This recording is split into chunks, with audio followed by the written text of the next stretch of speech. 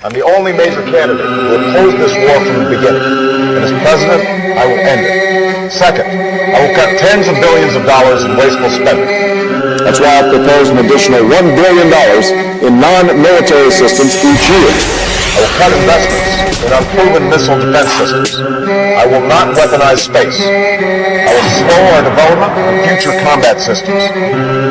We need more troops, more helicopters, more satellites, more predator drones in the Afghan border region. Perform at least place 30,000 more troops in there. Then we would see an improvement in the security situation and we would see a reduction in the violence. We can send 15,000 more troops, 20,000 more troops, 30,000 more troops. I don't know any expert on the region or any military officer that I've spoken to privately that believes that is going to make a substantial difference on the situation.